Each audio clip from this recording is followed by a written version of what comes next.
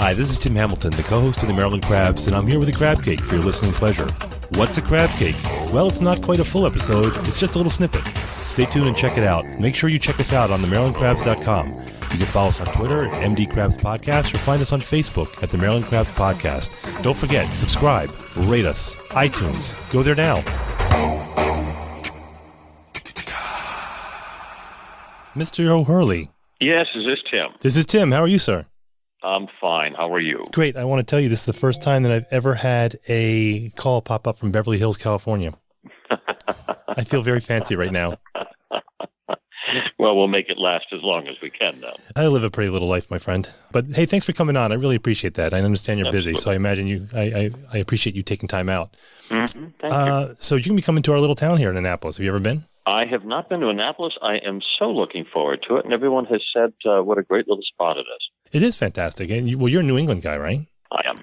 You're a Mainer, right? Mm-hmm. From what I understand, what Maine is that you were born there, so I can call you that. Like if you were born in New Hampshire and then like the next day they took you to Maine, you would never be a Mainer. No. Right. That's how it goes. And I still have the minimum daily requirement of shellfish. Right. Well, we have. All right. So here's the thing: when you come here, we have a great, and I'm saying this nervously, we have a great lobster roll place that's 2 blocks away from the Rams Head where you're going to be performing.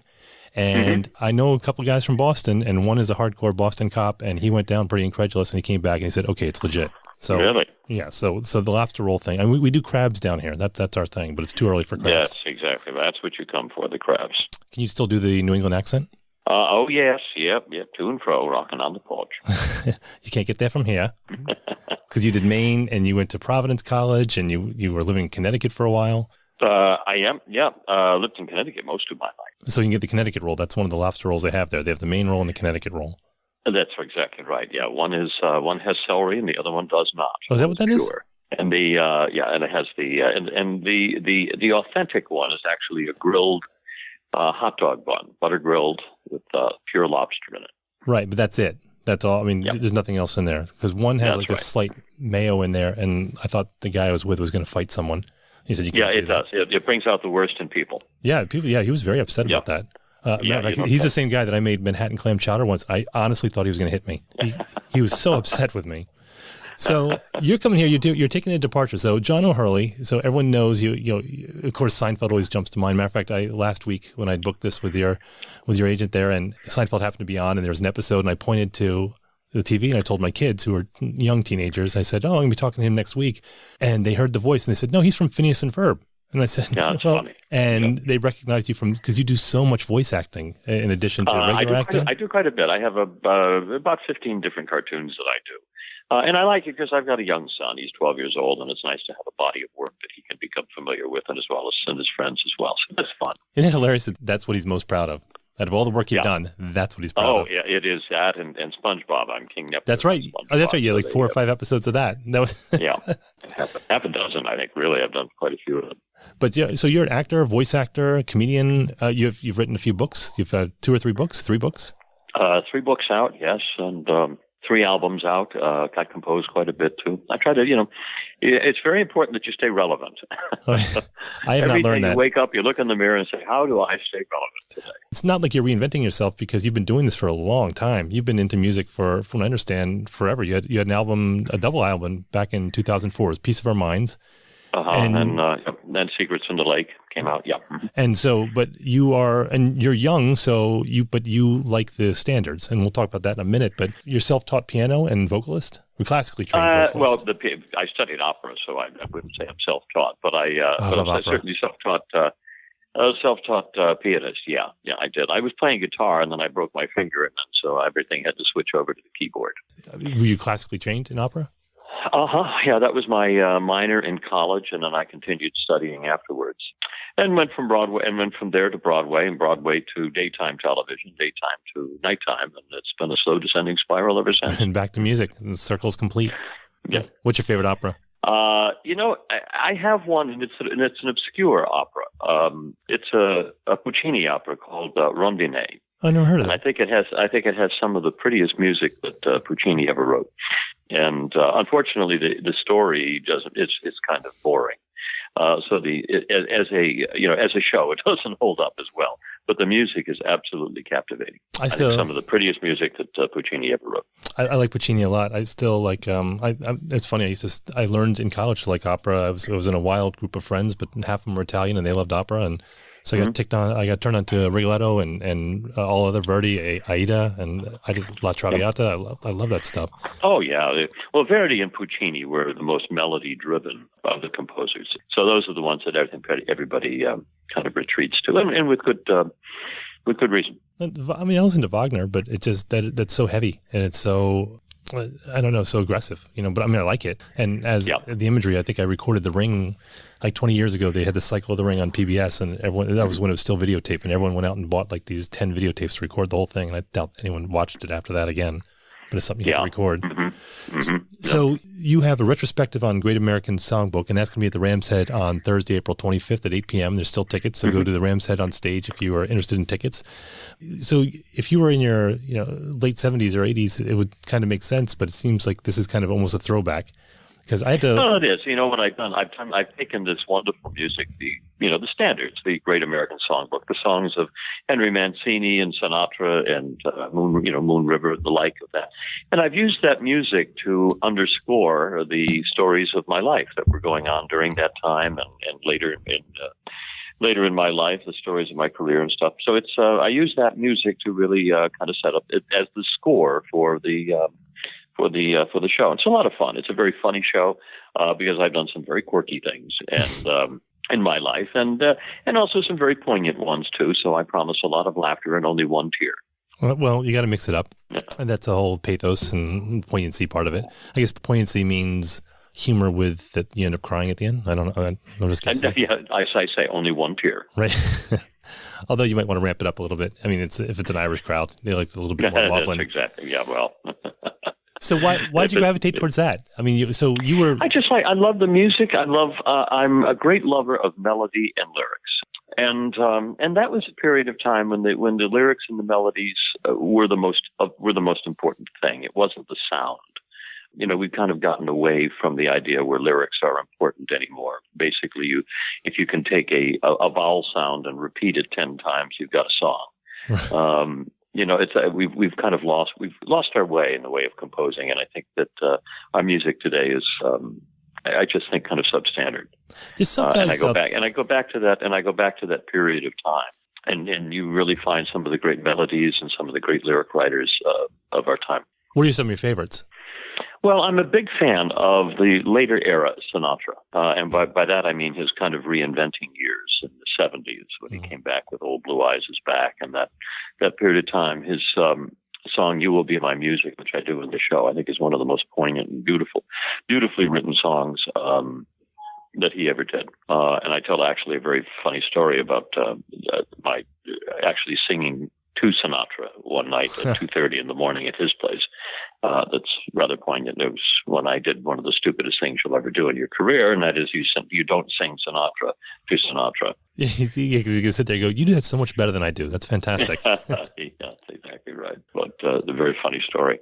But yeah, I do, and that's the part. That's the joy of it, telling some of the stories of some of the things that you shouldn't have done, but underscore it with some of the great music as well of the time. So it's a lot of fun. I really enjoy it very much doing it, and it's done very well around the country. I had it for several weeks at the Hotel Carlisle in New York, the Bobby Short Room there, and had it 54 Below up there, and that supper club as well. And it's toured around. I had it in Toronto for a while, down in West Palm Beach. So it's been around the country, and it's people seem to really enjoy it everywhere we go.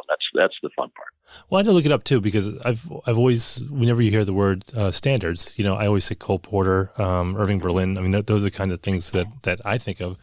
But I found out that it's actually a lot more than that. It encompasses jazz, which, I never, and the crooners, the so-called crooners, and it goes from like the 1930s, probably up through the late 60s into 70s. Oh, yeah. There's so many wonderful pieces of music that were written. Does that include like thousands musicals? And thousands of pieces. And then you get into some of the stuff that Anthony Newley wrote, who was a Brit. and he wrote some 200 songs, and I do some of his music in the show as well. But but he's also part of the Great American Songbook because he wrote it over here. But I love to find interesting music, and I love great melodies. I don't sing a bad melody in the show. And all of the songs are interesting, they're lyrically interesting. I have a pretty wide variety of music I listen to, and I've got two young teenagers, and they listen to the pop that's around here. So I kind of hear a lot of that. But, I grew up with baby boomer parents who, came up in the 60s. So I listen to a lot of the 60s, 70s, and then the stuff I grew up with. But I like opera as well, and I like jazz. And it was funny, my kids, of course, they love the Peanuts, the Charlie Brown specials. And that, of course, was scored by Vince Guaraldi. Kids know him. That means Charlie Brown. But Black Orpheus, what was that, 67 maybe? Which was just... Oh, he was a stunning pianist. Unbelievable. Stunning. Yeah, really. I can listen to him all day. It's just fantastic. His compositions were really just singular. Just wonderful, wonderful complexity of music that he was able to write. Yeah, but that's the fun of it too. And I salute the wide variety of music that you enjoy. I do too. I love music by nature. I can sit down and listen to Arlo Guthrie and the old folk guitarists. He comes to Rams Head quite a bit. And some of the old. The old Hollywood Strings albums I love listening to that always sound like elevator music now. But I love listening to some of that old stuff and I think a lot of it is because it just invokes such rich memories in my life when I heard them first in that period of time. And music has a tendency to do that, is that it pinpoints, the wonderful specifics of our lives. And when it all comes down to it, all we are our stories when it's all said and done. So it's nice to be able to put them all in a little bit of a fun show for an hour and a half and choose some great music to go along with it. Do you do any originals that you've written yourself? I do, actually. I do some original stuff in the show. There's one that I'm particularly proud of, and it's called "The Greatest Love the World Has Known," and it's a song that I wrote for my wife back on her. We'll call it one of those monumental birthdays. Very, very close to her 39th birthday. Right around there, in the neighborhood. Yeah. And so I wrote her a song for her 40th birthday, and that's in the show. And it's that's the poignant part. That's where you get your tear, because most people, the lyrics to it are particularly poignant, and it does. I see a lot of people wiping their eyes during the show at that point. There's some people who've kind of reinvented themselves with the lyrics that actually tell a story, and that's what I don't find in modern music anymore. And I kind of go back. Stories, yeah. People don't know, and I don't think people know how to write stories. As I say, they've been blinded by this notion of just get a percussive sound out there. And then throw in some vowels, and that's all you need, and it's all repetition. Well, I think it didn't. So there's no beginning and middle and end. Well, it didn't become popular because they couldn't get airplay, from what I understand. My parents were huge fans of Harry Chapin, and Harry Chapin, he died in a car accident in 1981, and people know him for Cats in the Cradle, which is, poignant versus, bordering on sappy, but he had some incredible albums and some incredible songs. He does, and he was, and he wasn't afraid to write a song that lasted 20 minutes. Sure. He wrote one called Sniper, which was about the sniper in the University of Texas in Austin, and that's an 8-minute long song. Mail Order Annie, but he had all these songs that told a story, and he had a lot of difficulty getting airplay because his songs were so long, and that's too bad because there weren't a lot of storytellers. Gordon Lightfoot's another one. He's also coming to the Rams Head, but that's where he was a great storyteller. He's the Canadian Bob Dylan, but he didn't get a lot of airplay except for a couple songs here in the States, and it's too bad because I think that's a lost art form. And again, Arlo Guthrie, another one with Alice's Restaurant. And he comes to Rams Head. He's great. I was just listening to Alice's Restaurant, an interview with who was in Third Rock from the Sun and World According to Garp. Oh, John Lithgow, yeah. There was a great interview with him on WTF, and he was talking about the draft and how, he got out of the draft, and he was always kind of ashamed of that. And he was talking about, we celebrated that at the time, and he used Arlo Guthrie's Alice's Restaurant as an example of that. And he goes, it's a long, funny story with a point, but he goes, that's a very poignant song when you think about it. It was about fear, a generation of fear. And there's very few songs. I mean, if you dig around, I think you can find some artists today who do a pretty good job. And this is a great time to find new music, because it used to be that you'd have to go buy an album, and now you have all the music you want to at your fingertips. At your fingertips, yeah. But the other hand, I kind of don't like that as well, is because I feel like the albums tell us an entire story with all the songs in the order in which the producers wanted you to hear them. And that's something that I really regret that we've kind of lost. Sitting down, listening to a record. And if you think back to, you go back to the Beatles and their early albums, every song was a hit. Yeah. They didn't just sparse them out with, put two here and then we'll do another album with two more great songs and a lot of filler music. But no, every song they did was, a number one hit. And, that's what made them so singular. But that was also the style of recording back then. You're right. And I remember, switching from the concept of the 45 and then going to, finally being able to afford the 33 RPM, the album. But it was with the album art and with the lyrics. So your mother would say, "Where are you going?" You say, "I'm going upstairs to listen to music." And you put it on your lap and you'd listen to the song and in the order in which it was supposed to be, and read the lyrics and look at the artwork. I mean, that was a whole experience. Many times the sleeve for the album had the lyrics on them. Exactly. Yeah, you're exactly right. I remember Elton John, Yellow Brick Road, Goodbye Yellow Brick Road, which was a double album, and the whole thing stretched out, and I can still picture that artwork in my head. It was just stunningly beautiful. Yeah. I mean, it's great that you have access to this music instantly now, but I think we're missing, maybe like you kind of hinted at it, as kind of the soul of the music itself, not just the songs, but what it's about. And the 60s were a fun time if you were kind of a techno geek as well, because the technical aspects of playing music back then, you had your turntable and your amplifier and your speakers and every one of that whole industry was just evolving. And it was an exciting time, too, because not only were you listening to great new music, an explosion culturally, but you were also listening to it in a way that the world had never heard before in stereo, but through incredibly complicated and wonderful technology. Do you still have a turntable? I don't, and I miss it. I'm going to get one. I missed. I was in a hotel room a short time ago in Nashville doing a show down there, and in the suite that I had there, they had a turntable with several albums that you could play, and I said, "Wasn't that fun?" So I put on some scratchy albums and listened to them. They were from Kingston Trio was there. Oh, they're the best. Fun. Yeah, and it was a lot of fun. It was it's a lot of fun. But it's funny, you go back and the way the tone arm would damp down and just move very slowly onto the vinyl record. But that anticipation was great. Mm-hmm. And then and the cartridge that you bought for the tone arm there meant everything. And you could spend up to $1,000 on just that little cartridge, and to get the perfect sound. And it's amazing. Everything went digital, and everything went to zeros and ones. I grew up in on the other side of Washington D.C. We're on the outskirts of D.C. here, and there's a place in Georgetown called Needle in the Haystack, and all they sold in the 70s and 80s were just needles and cartridges for your turntable. That's the only thing they sold. Yeah.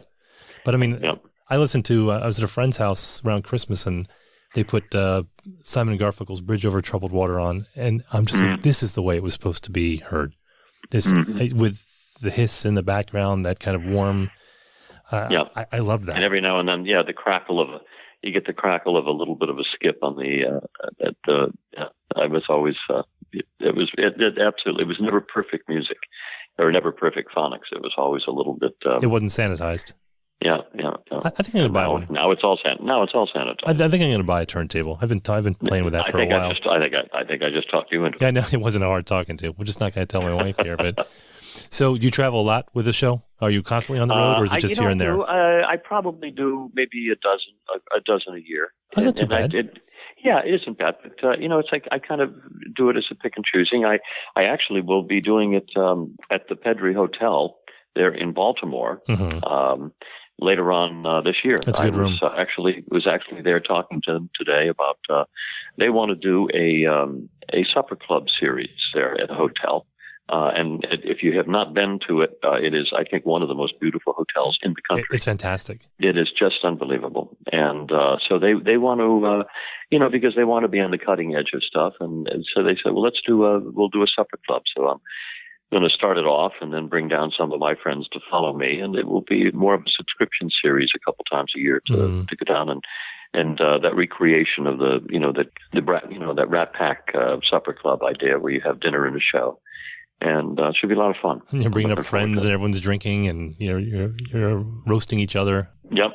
Yep. That's the joy of doing the show. As I say, I do the show as I will there at Rams Head as just a straight proscenium performance, but I also do it as a supper club, which is an awful lot of fun. So you go right back to Beverly Hills right after you do the show, or you travel somewhere else? I will be in New York after that, doing some more stuff back there. That's fantastic. But you're full time out in California. We live in LA in Beverly Hills. Yeah. That's awesome. But so when you come in, you got to try out the lobster roll and see if it passes muster.